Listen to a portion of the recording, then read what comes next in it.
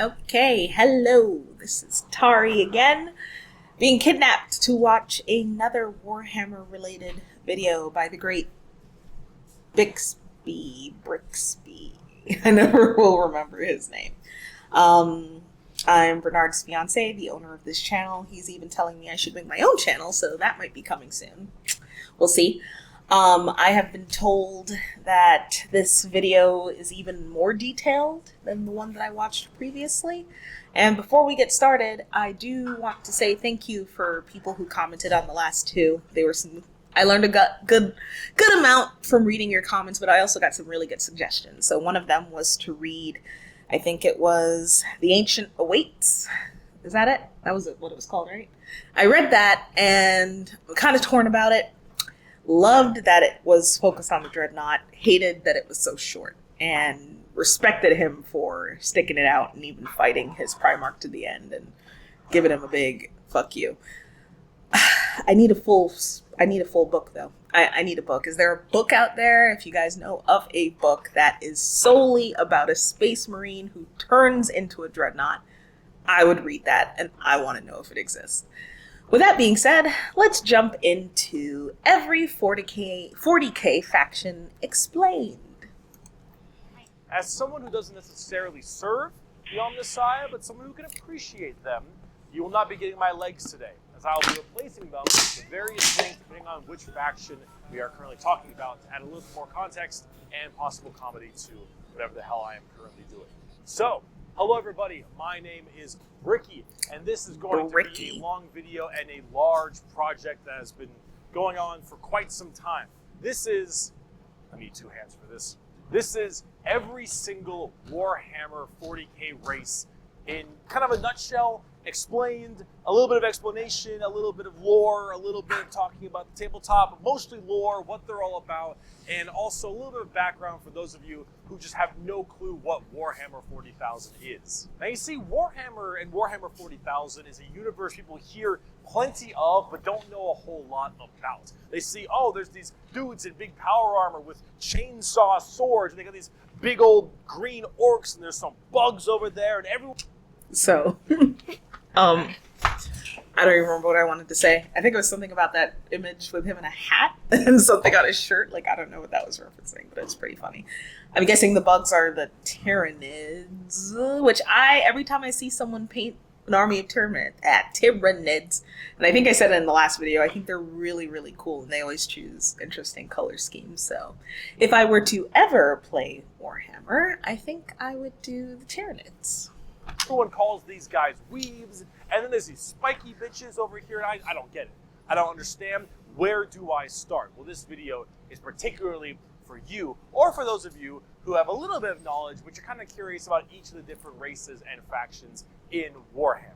So overall, the Warhammer universe is vast when it comes to lore and background, and each different faction is so different with the things that they believe in, and some are human, some are transhuman, like where they all have all these crazy ass electronics on them. You've got aliens, and you've got the chaos factions, and there's so much to entail that I decided to embark on this project to tell you what each and every single one of them is about, and what the Warhammer universe is about as well, to give at least a little bit of an intro to this extremely bloated but very, very enjoyable world that I and many others partake in. So I will be explaining every single faction in the Warhammer 40k universe, at least all the factions you can play as, and some smaller factions here and there. I will not be discussing absolutely everything in it because that is a little bit much, and I'm not going to go too mega deep into the lore. I'm going to give you a pretty solid overview of each of the different factions and have you learn a little bit about them, and we'll discuss a little bit of the tabletop as well in case you were curious about that. But for this episode entirely, we are discussing the Imperium of Man, because that takes up a fat chunk of Warhammer lore. Okay, I know he's about to get into the Imperium of Man, like, that's just regular humans, right? Okay, so I think it goes back to the first video I ever did for this channel, where I had to watch that mashup of all of the trailers for games or whatever, and There was that one with the guy and the two other guys. I know that doesn't give you any reference. It was the one Space Marine, and he had like his 2 or 3 other Space Marines, and there was one guy who was really rigid and was just like, we have to do it this way, and then the other dude who was It was the video game Space Marine. the video game Space Marine. Okay, that's where it was from. But no, even in that, I just thought it was hilarious because the people that were regular people fighting, as soon as they saw the Space Marines, they're like, oh my god, yeah, he's here. And I was just like, it's only 3 of them. Like, can 3 take back an entire planet against orcs? Like, are they that powerful?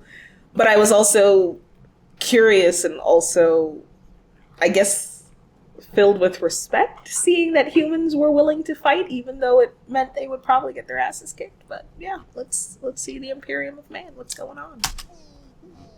What is Warhammer 40,000? Well, the 40,000 starts off is the year 40,000, the 41st millennium. That's where it takes place, is in the year 40,000, 41,000 AD. You're already more knowledgeable. Let me read you a quote, first of many quotes in this video. It is the 41st millennium. For more than 100 years, the Emperor has sat immobile on the golden throne of Earth. He is the master of mankind by the will of the gods, and master of 1,000,000 worlds by the might of his inexhaustible armies. He is a rotting carcass, writhing invisibly with power from the dark age of technology. He is the carrion lord of the Imperium, for whom 1,000 souls are sacrificed every day so that he may never truly die. To be a man in such times is to be amongst untold billions. It is to live in the cruelest and most bloody regime imaginable. These are the tales of those times. Forget the power of technology and science, for so much has been forgotten, never to be relearned. Sorry, I'm tired. Like, I'm over here drinking a coffee, and I'm hoping it kicks in soon. All right, I still don't understand this because Bernard and I have had a discussion about it, but how does an entire civilization just forget the power of technology?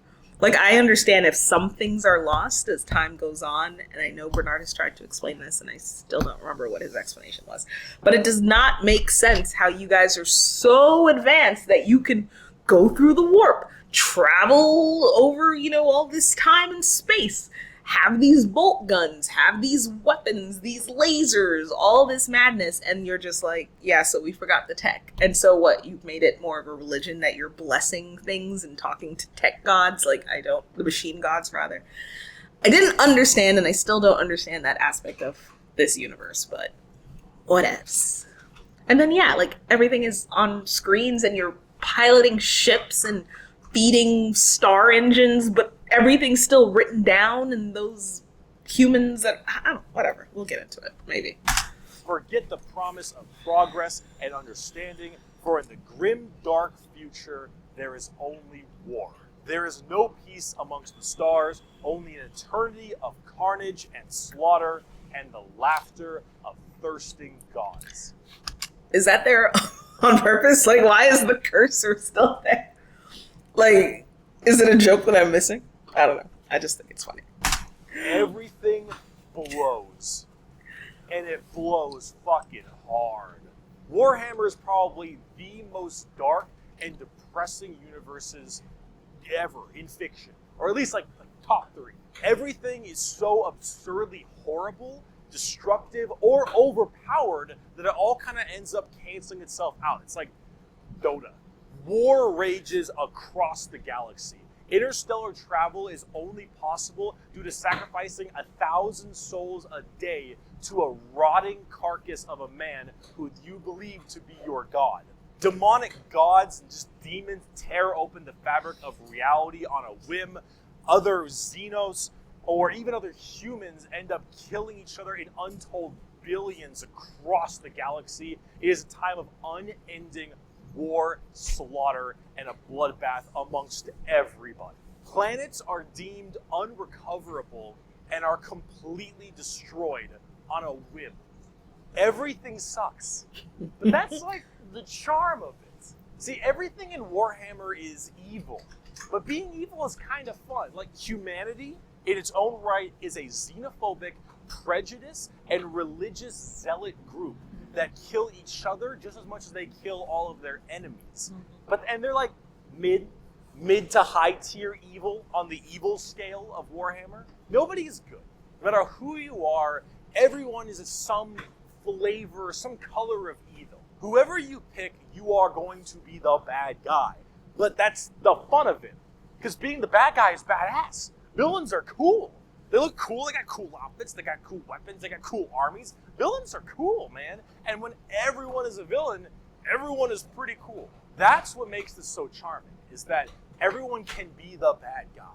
So let's start off talking about the main bad guy, quote unquote, the Imperium of Man. The Imperium... I might be showing my age here, and I'm sure Bernard will edit this crap out, but remember when YouTube didn't have commercials? I refuse to upgrade and pay to not have commercials or whatever, but it just bothers me. And it's always these games that I'm like, that looks cool, but then you know that's not what the game looks like. Rant over. The Imperium of Man is the main empire of the human race. All of humanity is under this one flag called the Imperium. And about 10,000 years ago, there was a man. He was the emperor of mankind, a 10-foot-tall psychic demigod who led humanity across the stars to colonize tons and tons of worlds, create superhuman soldiers, and really bring humanity to a new age. This man, the emperor of mankind, was a psyker. And a psyker is like a magician of sorts. In the world of 40k, there is... How is he a psyker, but then he hated people dabbling with magic? Make it make sense. I don't get it. The warp, the immaterium, kind of like hell, but sort of like a purgatory dimension of hell. And a psyker is someone who can take that power and manifest it through their mind to use it to do stuff. Like witchcraft stuff, magician stuff, spells, and lots of other things, but we don't want to get too into that. The Emperor, big boy psyker, top tier, A+, maybe even S. Now the Emperor created a bunch of sons. Yes, created a bunch of sons known as the Primarchs. He created 18 Primarchs to have them lead all of the different legions of humanity to the different stars and planets to help colonize and bring it out. These Primarchs are basically like little versions of the Emperor. Not all of them are psychers, but a lot of them are very, very powerful, and they lead his special Space Marine legions. Then this big clusterfuck happened called the Horus Heresy, where the Emperor's... Clusterfuck? Or the step closer to the truth? Favorite son, the Primarch, Horus, ended up joining Chaos and leading 9 of the 18, half of his Primarchs directly to Earth to fight down the Emperor himself. Now, if you want to know what Chaos is, remember what I mentioned earlier, the warp, that immaterium, the hellish place? In there relies the 4 Chaos gods. Imagine like Satan and 3 other Satans. The warp being kind of evil, those Chaos gods, that's the reason. And so those Chaos gods manipulated Horus, and then Horus helped manipulate all 8 other Primarchs to lead this giant coup directly on the Emperor on Earth. And they fucked up shit. After this huge civil war, Horus died, but not before brutally wounding the Emperor. And right at the end of his life, they put the Emperor on this large golden... How did he brutally wound the Emperor? Do we know? Did they actually describe it in any book? Did he just like, right into his carotid or something? Like, how did...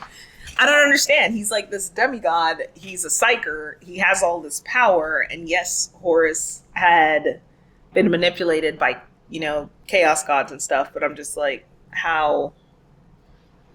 It makes sense that he would beat Sanguinius, okay? So he's, with his chaos powers or whatever. He might have had an edge over Sanguinius, and also Sanguinius was tired, and so when he got on the ship, I get it. How do you mortally wound the person who's what? Like, your father, the strongest guy, the demigod, a psyker, a perpetual. How? That book is coming. That book is coming? Okay. I don't know. In my head, I'm trying to imagine it. Like, either the Emperor was, like, caught off guard, or Horus did one of these, Daddy! And then he got distracted and got stabbed. Like, I don't understand. I guess we'll find out when the book comes out. Throne on Earth, in which he is now alive, just barely, but slowly rotting away, powering something called the Astronomicon, so long as he stays alive, and is fed 1,000 people a day. The Astronomicon is like the North Star. If you want to do interstellar travel in 40k, you need to pass through that demonic warp I mentioned earlier. But how do you know where you're going? Well, the Emperor is there, putting a nice little navigator right there. He helps navigate you to know where you're going. If you want to go from Earth to some crazy solar system across the way, you need to go through that warp, and then you need to know where you're going, go through there, and pop your way out. It's like doing nether travel in Minecraft, so you can shorten the distance between going to areas. So long as the Emperor is alive and being fed 1,000 people a day to stay alive, you can do that. The moment he dies, interstellar travel's gone for all of humanity.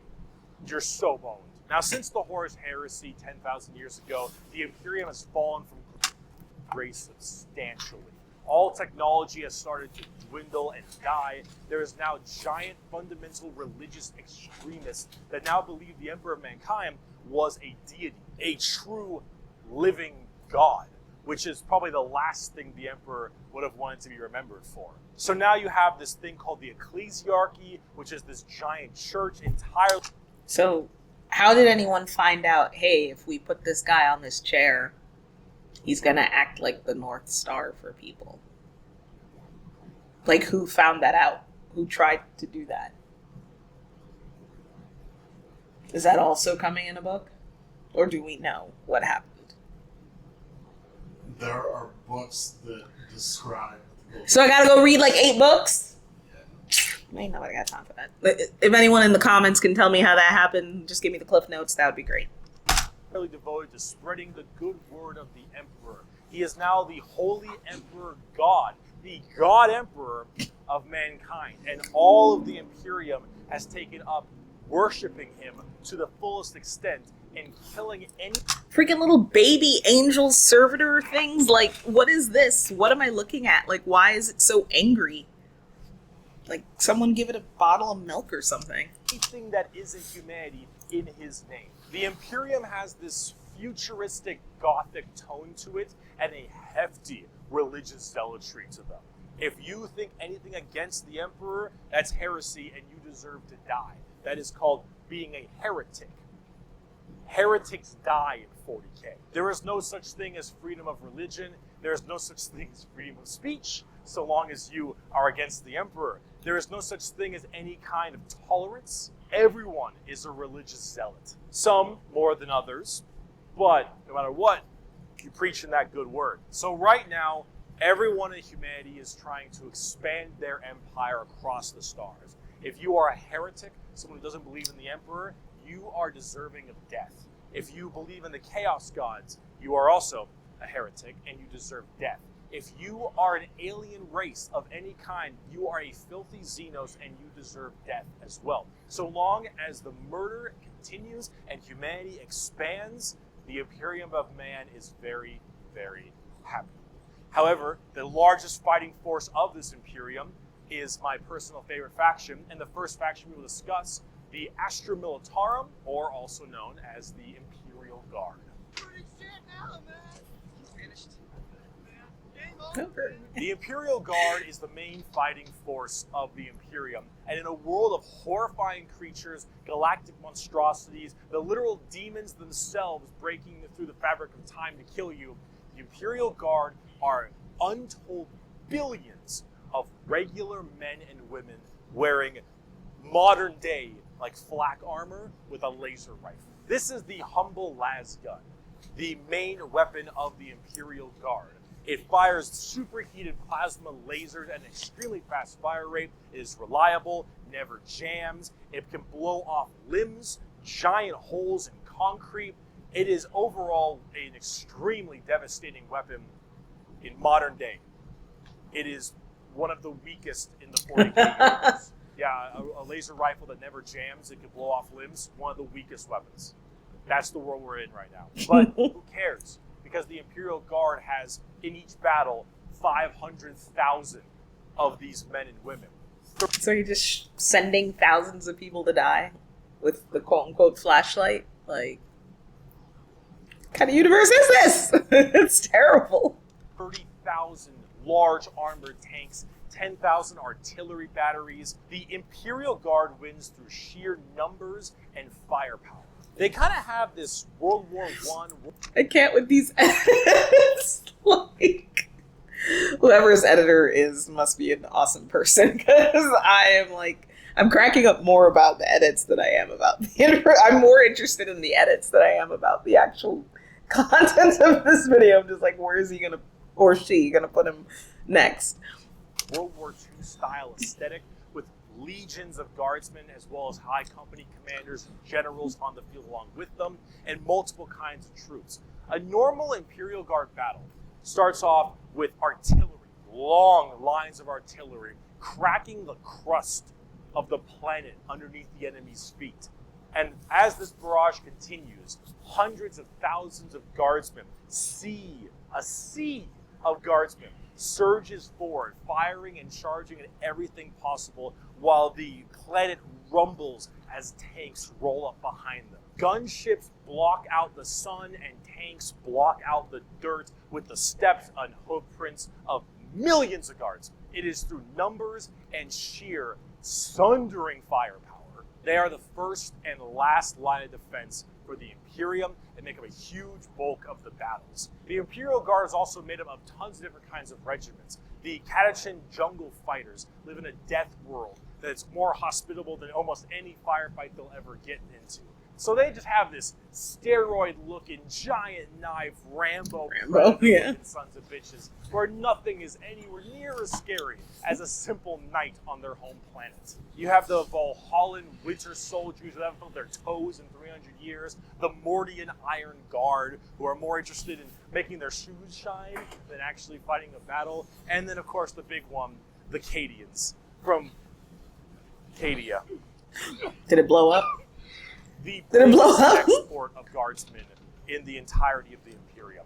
Wait, where's Cadia? Or is there a Primarch who's native to Cadia? It's famous Imperial Guard regiments in Homeworld. Oh, okay. But it blew up? Who blew it up? Was it Horus? Abaddon. Why did Abaddon? Abaddon? The 41st millennium. The 41st millennium? So So after everything. Yeah. Why did he blow it up? So it was right outside the Eye of Terror, Okay. and Abaddon launched a new crusade, and he blew it up. What else do they need? Like, okay, I'm Team Horus all day, but like, you beat your dad. You beat half of your brothers. You killed some. You put some in stasis. Whatever. And your people, Abaddon is still like, I need to still do stuff. So what else does he need to do? What else is there left to do? So the traitors lost the siege. Right. And then they got chased out of the galaxy. Okay, so relax and stay in your part. He's over here saying they got chased out of the galaxy, and I'm like, this, to me, I sound like a heretic, because I'm team heresy all day. But to me, I'm like, all right, like, I lost, but I could still recoup and get some stuff over there. Like, I'm not going to keep coming over there and, like, keep fighting. Like, Abaddon did it 13 times. Abaddon did it 13 times. So what? Was he had a hard-on for this? He wanted to prove to the dead Horus that I can do it where you failed. He just wants the galaxy to burn now. He just wants the galaxy to burn. See, that's taking it too far. I'm all for fighting your dad and being like, Dad, you never loved me. Dad, you're terrible. Dad, you never loved me. But, no, that's too much. Like, chill out. Relax, okay? Relax. Chill. You will fire your first gun at 5. You will disassemble and reassemble it at 10. You will have pounding artillery drills day in and day out at 15. And you'll fight your first swarm lord at At 16, you're going to fight your first swarm lord? Why would I sign up for this? I guess people will get drafted? Like, there's no reason to do this. Honestly, I think I said it in the very first video. I see something coming to invade. I'm getting on the first ship off world. There is no need for me to stay there. I'm not helping anyone. I really do like his description of what happens, you know, like destroying the crust under your enemy's feet, and artillery, and I'm like, yeah, that sounds amazing, but y'all are just getting killed. Like, just straight up getting marked, and you're the first line and the last line of defense. Like, if you end up becoming the last line of defense, then the entire human civilization is fucked, because what you gonna do? I don't know. I have a feeling he's gonna talk about the tabletop, and I feel like if you played them, you are gonna have a shit ton of models. Because from his description, it just sounds like you just throw a shit ton of people and you hope you just overwhelm them with numbers and firepower. Am I right? We'll see. And if you mention Cadia, you will burst into an unrelenting amount of tears and sadness, like I do daily. To quote, I have at my command an entire battle group of the Imperial Guard, 50 regiments including specialized drop troops, stealthers, mechanized formations, armored companies, combat engineers, and mobile artillery. Over 500,000 fighting men and 30,000 tanks and artillery pieces are mine to command.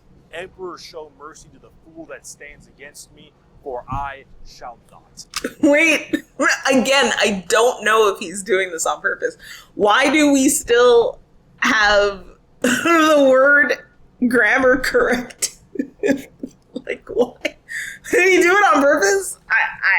I have to ask him directly. Like, if I ever meet him, I'm just gonna be like, bro, in that one video, did you leave the grammar? I don't know why it's so funny to me. And the cursor's still there. Do we know if he did this on purpose? It's really simple, but it makes me giggle. Thank you. Thank you, Bricky. The Imperial Guard are my personal favorite faction in 40k. They're the army I collect the most, the ones I enjoy playing the most, and the one I enjoy in the lore sense a lot. There's something about just a regular man with a laser rifle being told to charge the horrors of this universe and willingly doing so for his god emperor. It's just... I wonder if any of them ever feel like, why am I doing this? Why aren't the Space Marines here? And I think Bernard had told me, like, the Space Marines are considered somewhat rare unless they're... Hold on. Don't tell me. Don't tell me. Don't tell me. Don't tell me. Don't tell me. Don't tell me. Why can't I remember the name of the Legion? I can see them on my face. Ultramarines. Yes. Oh, he nodded in praise. Yeah. Yeah. So Bernard was telling me that they're pretty rare. Like, meeting a Marine was pretty rare, with the exception of Ultramarines, because they were just so, you know, they were everywhere. But I would be really pissed off if I were a human. I'd just be like, yo, get those Space Marines in here. Why am I fighting this orc, like, lord thing? I can't do shit to it. Like, we need some bolt guns in here. Like, we need some bombing off-world. Like, why?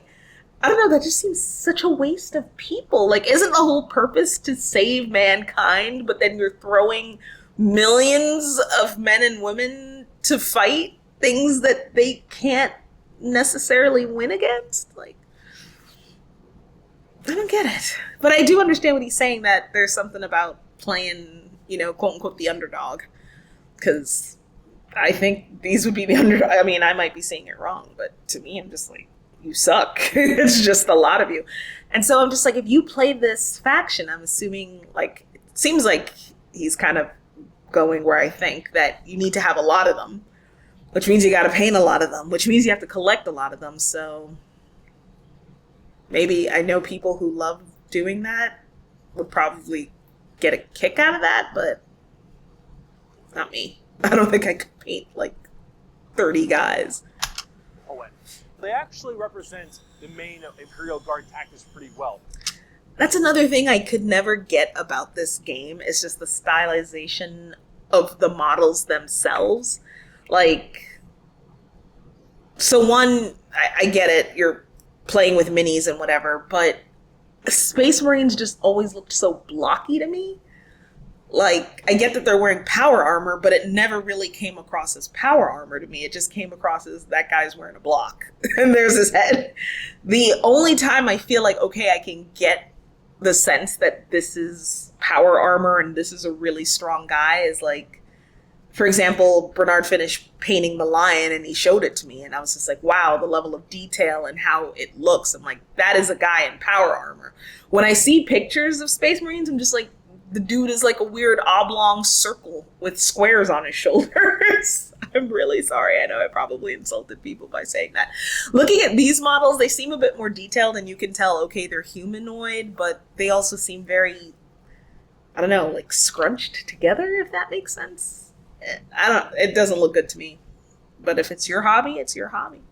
Large amounts of artillery that doesn't require a line of sight. I will say those tanks look really badass, so I guess it's also a positive of playing this army, like, or the faction, I guess. You get all of the weapons, which is cool. I think the weapons in this game and the mobile units and the vehicles look really, really awesome. But when I look at the actual humanoids, I can't get behind it.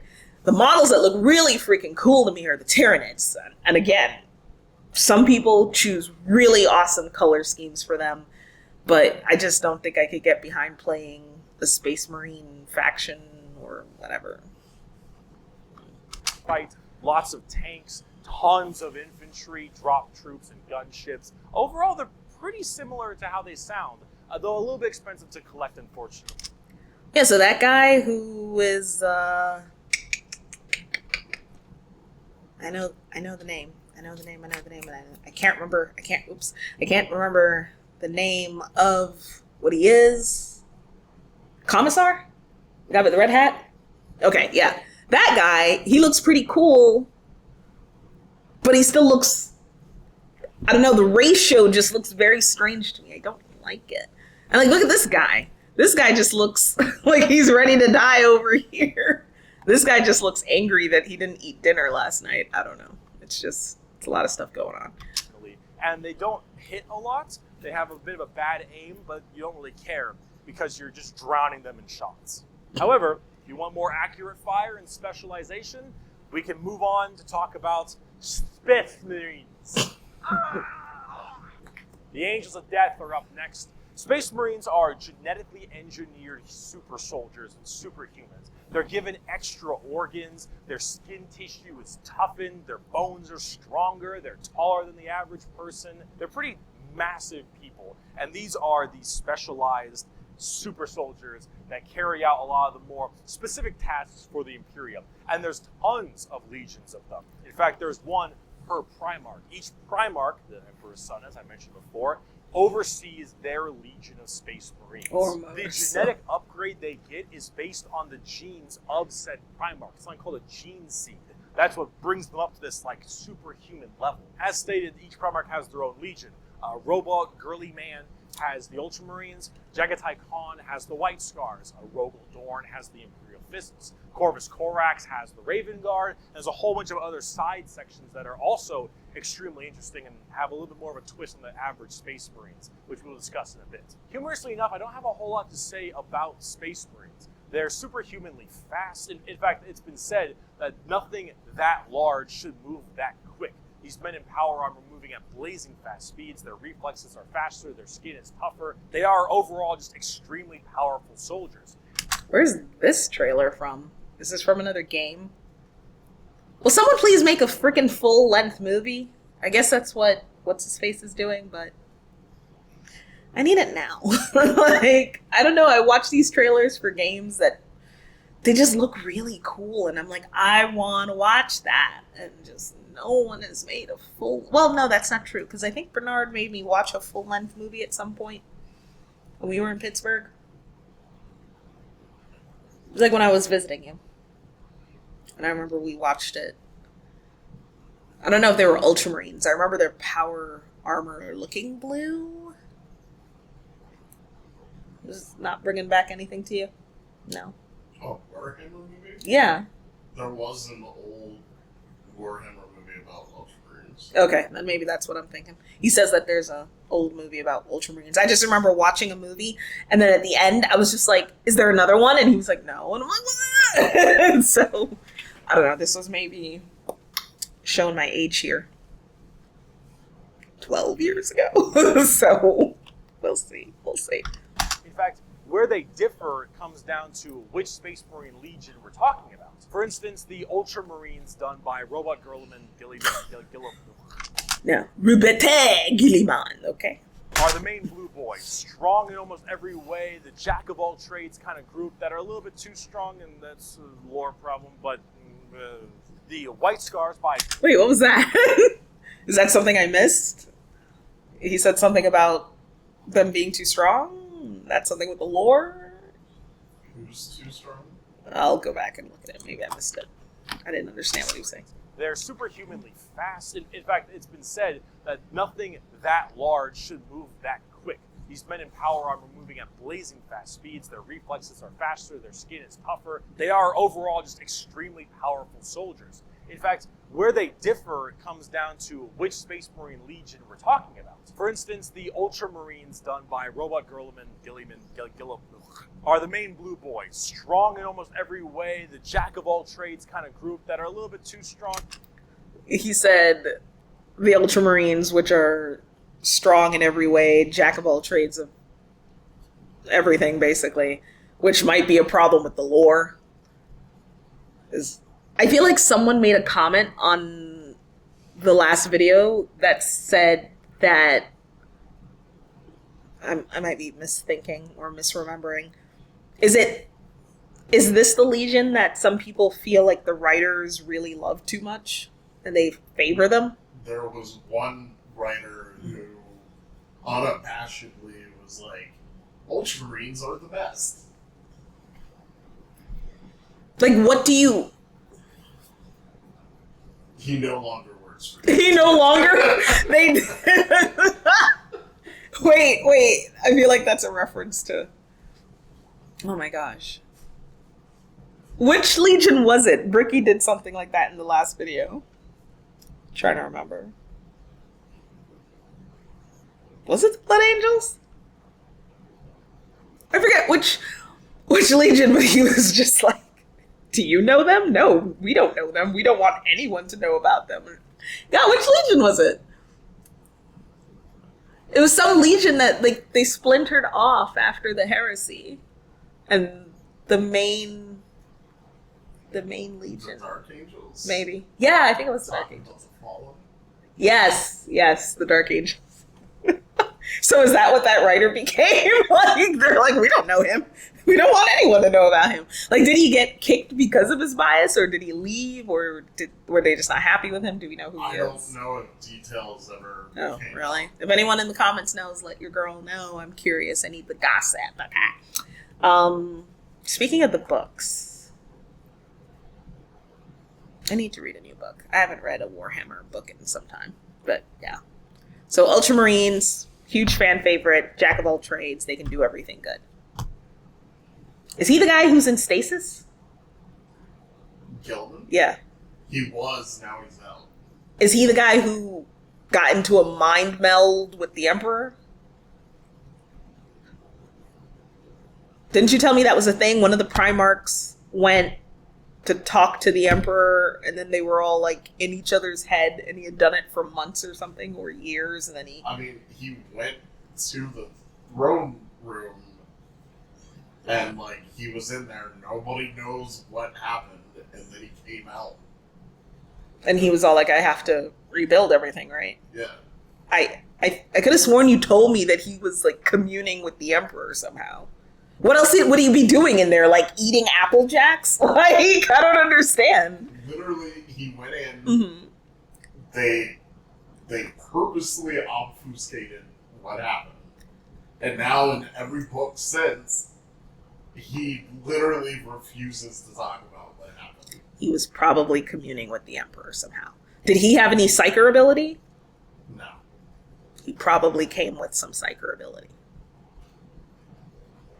Like, how long was he in there? Days. Days! So what is he doing? Is he sitting there like playing jacks on the floor? Is he like reading a book? Obviously, he was communicating with the Emperor somehow. That has to be it. Like, you guys could be all like, oh, gee, I wonder what's happening. You know what he was doing. You know for the plot that's what was happening. Or he was in there meditating, like, Dad, what can I do to save the Imperium? I don't know. But you know he was probably talking to the Emperor. Come on now. We're not that dumb. Come on, Games Workshop. It's gonna take a lot. It's gonna take a lot to surprise me at this point. The only thing that has surprised me based on what Bernard has told me is that he's a perpetual and Vulcan is a perpetual and their mom was a perpetual and their mom is the one who said that.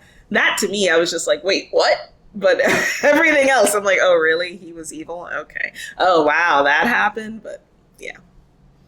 I'm sorry. He's over here laughing at me. I'm sorry. I'm just an outsider. I'm not all fanboyish or fangirlish or fan-personish, as some people are.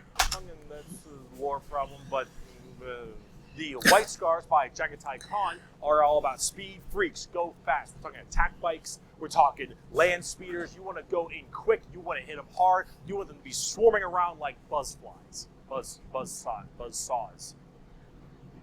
With the speed of buzzsaws. Fuck you, Pale King. Salamanders, fire. Fire in forge, fire in battle. Flamers, melta-guns, multi-meltas. Just so long as something can be burning, that's big. And they're also actually some of the nicest of the Space Marines. A lot of Space Marines have this kind of like holier-than-thou thing because of their genetic strength. However, the Salamanders tend to put human lives above the lives of themselves, which is actually rather rare. They're also all black, but not like just regular. Bricky, that was fucked up. Like, not.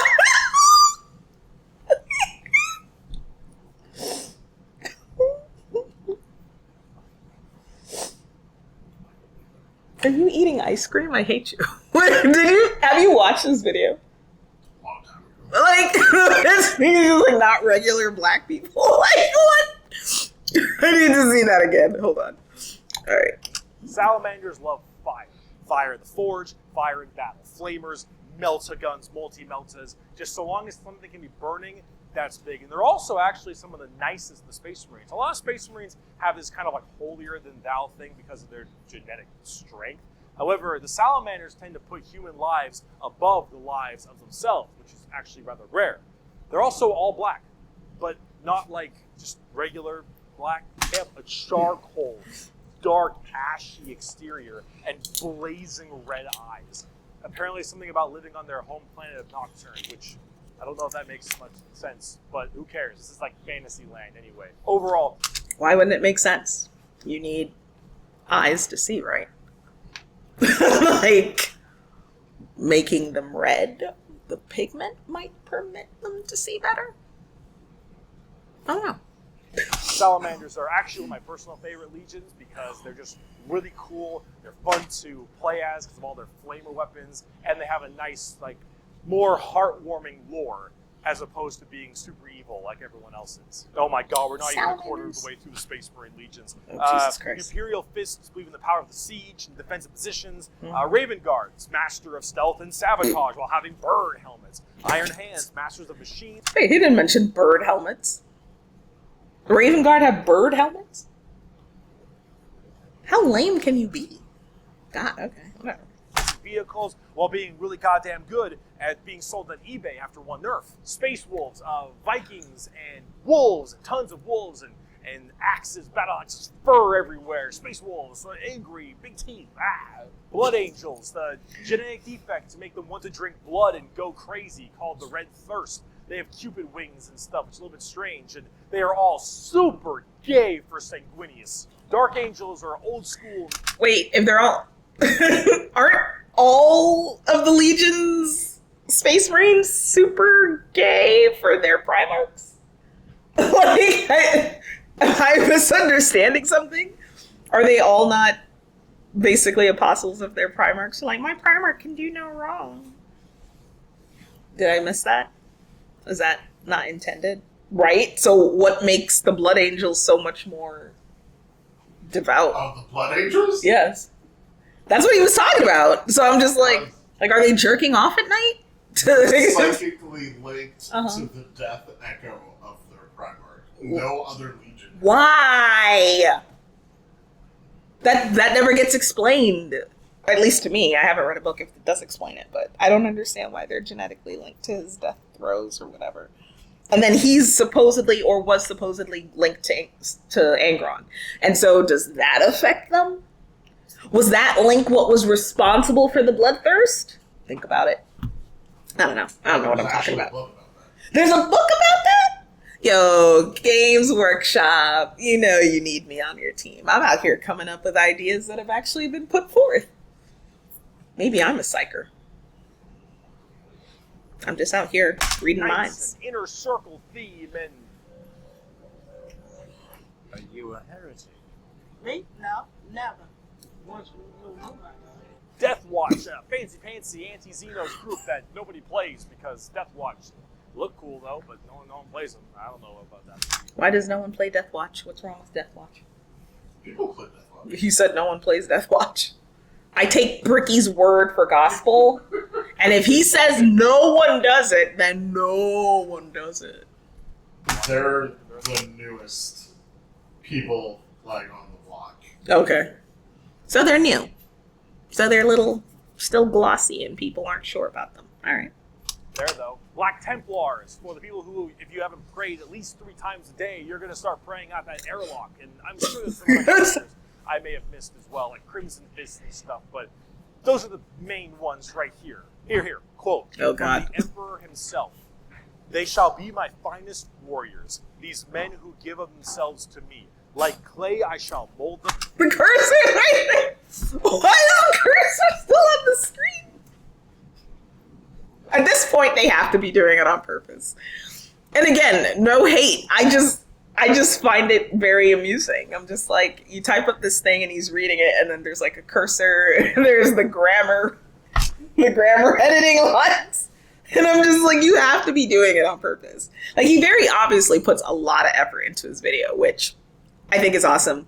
And his editing team or whoever helps him, because I don't know anything about Bricky, so no offense, but obviously a lot of attention goes to this. And I just think it would be very hilarious if all of this attention went into this and then they were like, yo, leave that cursor in. I'm just like, why? Why is it there? Anyway, I don't know why that tickles me, but it does. Them in the furnace of war I shall forge them. They shall be of iron will and steely sinew. In great armor I shall clad them, and with the mightiest weapons shall they be armed. They will be untouched by plague or disease. No sickness shall blight them.